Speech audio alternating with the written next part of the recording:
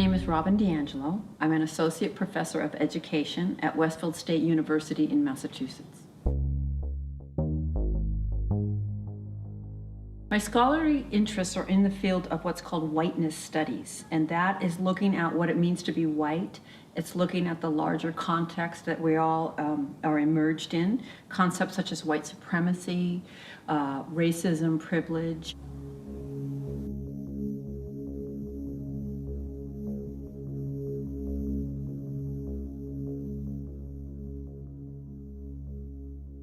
So I focus on race with a really particular emphasis on whiteness within this construct of race and racism.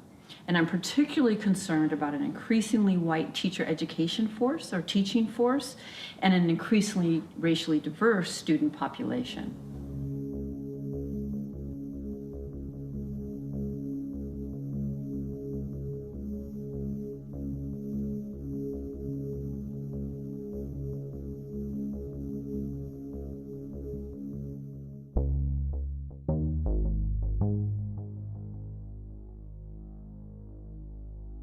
Well, there are two really key areas that I think of with that question. And one is institutions. So law is inherently an institution. It's one of many, but all institutions are kind of integrated and cross over and support each other. So essentially an institution makes and enforces society's rules, ideologies, practices, policies.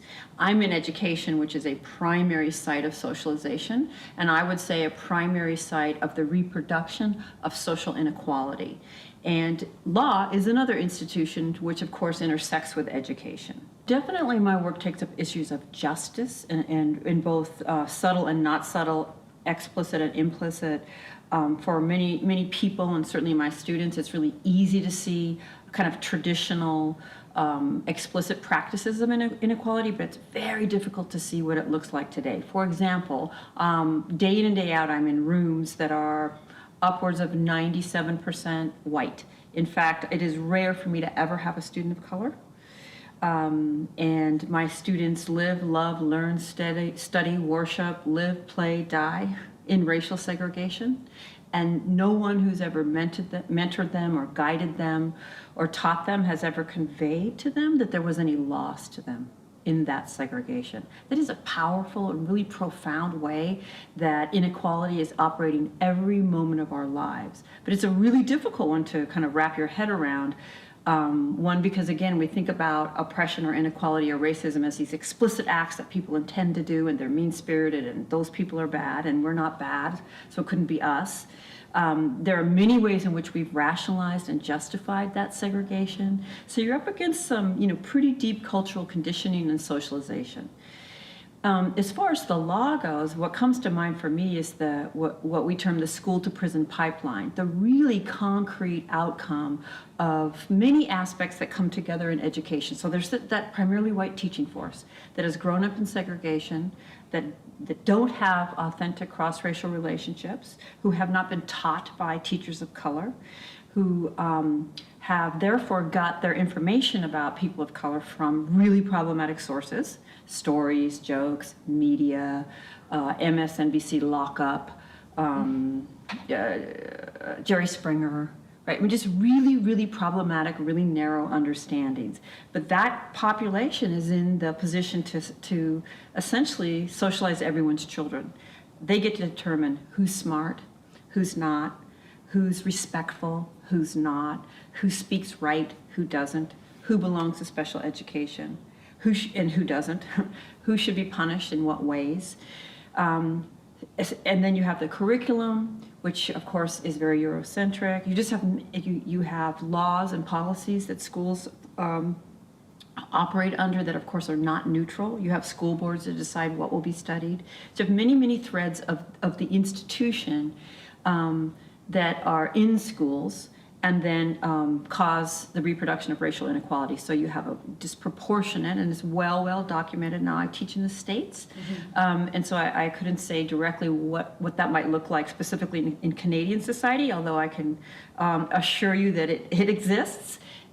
It just the history may be different, and the particular groups may be different. You know, you have a really, really painful, long history of inequality towards Aboriginal people, where we would tend to kind of the ultimate racial other for white Americans, I believe, is African Americans, and yet I would assume you still have that disparity in outcomes, in achievement, in testing, in teacher assumptions of capabilities, in intelligence, in punishment, in dropout rates, and in every measure by race you can empirically track those inequitable outcomes.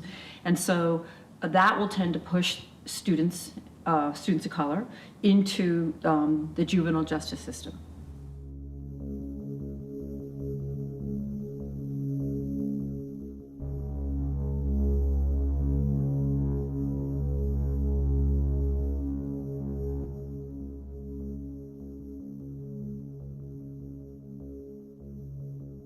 Once they're in the juvenile justice system, they're more likely to be in that loop that continues them on.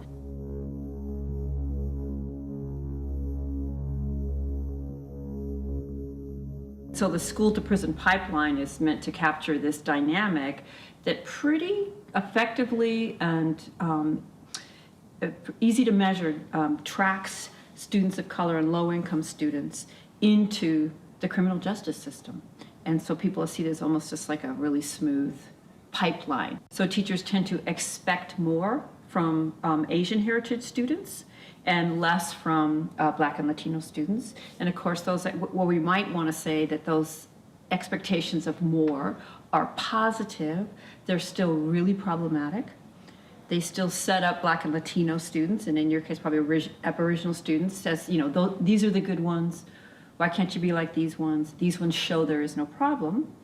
And then, of course, it lumps all Asian heritage students together, regardless of their histories, their immigration status, how they got here, their class background, their language, the challenges that they face, and they are also more likely to fall through the cracks.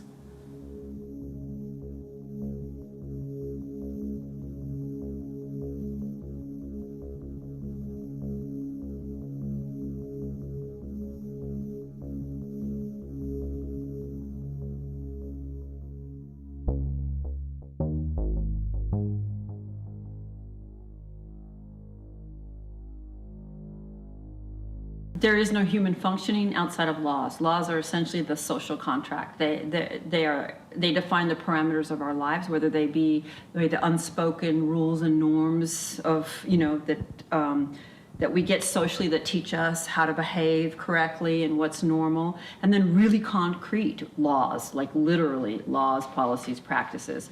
So there is no space outside of law, and because of that, they have a profound impact on what happens in society.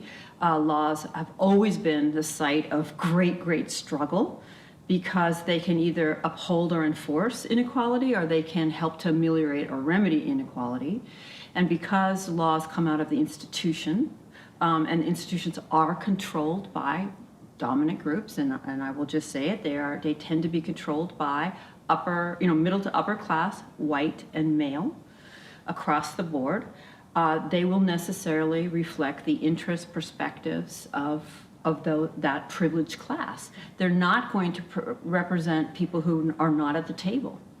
And many of the structures of society guarantee that we can predict who'll be at the table and who won't be at the table.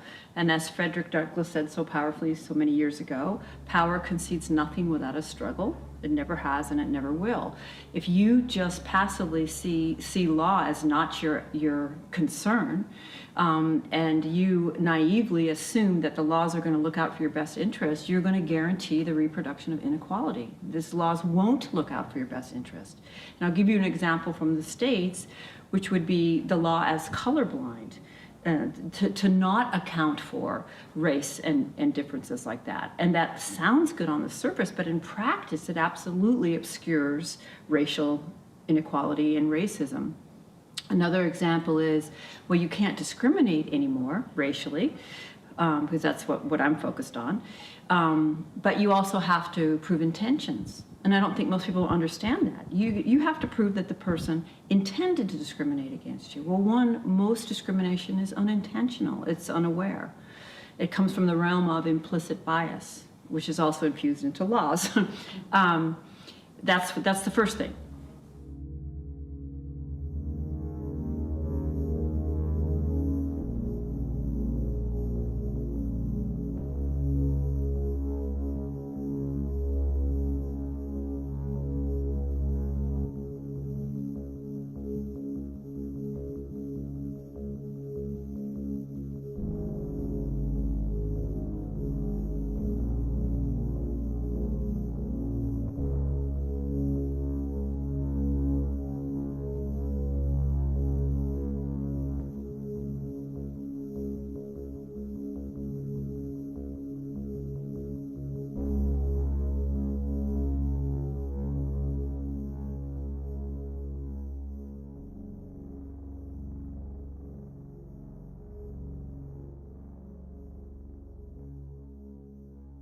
If it depends on me being aware and intentional to discriminate, odds are that I'm never going to be able to see that.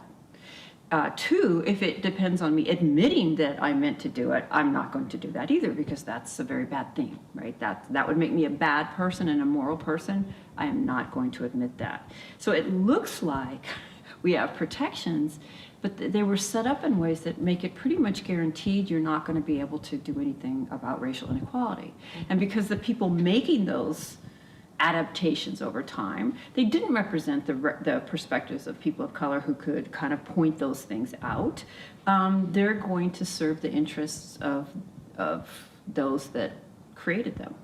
And there are deep investments in the status quo.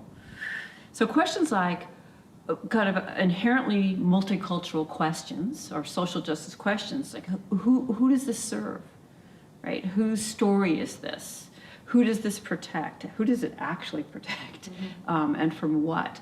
All of those things. And to be a citizen is to be engaged. And you can't be an engaged citizen if you can't ask those questions and if you don't see it as your place.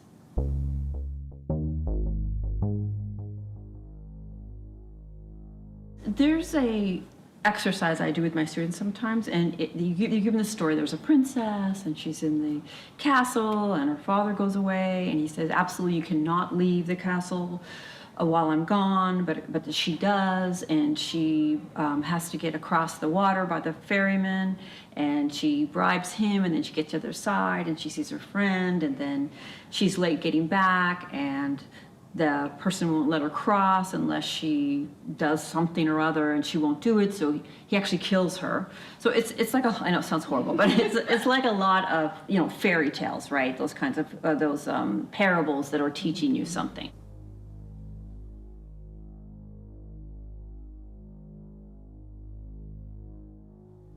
So you have all these players, right? And then you have kids discuss, so who's most wrong and who's least wrong. And everything comes out in that discussion. You can't believe how many students want to blame her, or they don't look at the structures to begin with. They don't look at the rules to begin with that cause her to have to do these things. So, and you surface the values that are associated with different roles, the inability to see the larger structures. They reveal so much in their discussions. Plus, they have a really invigorating discussion. And so I think you can get at the power of rules and laws and who they serve with analogies like that, and then exercises like that, and then them having to articulate and discover for themselves. And so we have a really timely issue, which is gay marriage, because it's not federally recognized.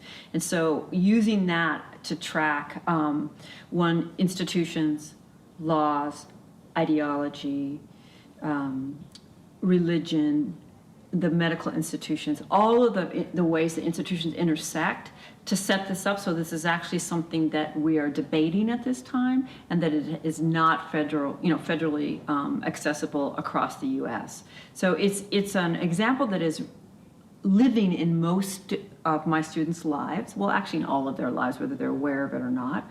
Almost all of them have opinions and ideas about it, know people, or maybe themselves identify as gay or queer. So if you could take really current issues, because that's another challenge, is that the dominant ideology puts inequality in the past. And, we have a black president now, so we're post-racial, and, we have Oprah, and I'm not sure who you have, but in the States, or in Canada, but you really need to make it real for them and not allow them to distance themselves to the past. So, for example, we don't have residential schools anymore. Well, you have to help students trace that into the present, or they're going to disconnect themselves from it. Using the example of the Supreme Court in the United States, currently, almost right down the line, 5-4, 5-4, 5-4, almost every case is along ideological grounds. And so what you can help students see is that these are human beings. No human being is objective. They serve particular interests. They're not going to serve your interests if they don't know your interests. And almost any change that has been made for the greater good has come from great activism. It doesn't come just naturally out of people's good wills and good intentions, for all kinds of reasons that I like to help students study. That inequality is very difficult to see, particularly if you're kind of in the water of the group that benefits from it. Mm-hmm. It's very difficult to see. But I teach a class called Schools in Society, and that's a really great kind of macro analysis of how schools as an institution reproduce particular interests. And so you can look at the school board, how are textbooks chosen, how does the stories change when you get different voices in? And to me, all of that is connected to law, because ultimately human beings are making laws. A very small, very monocultural, for the most part, group is making laws that affect everybody's life.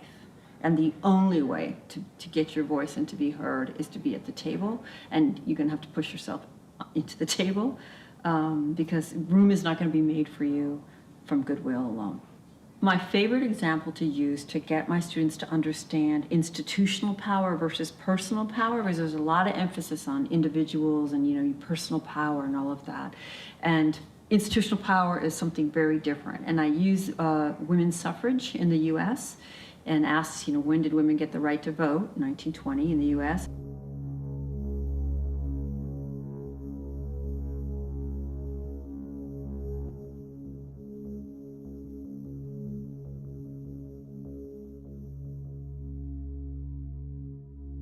Who gave it to us?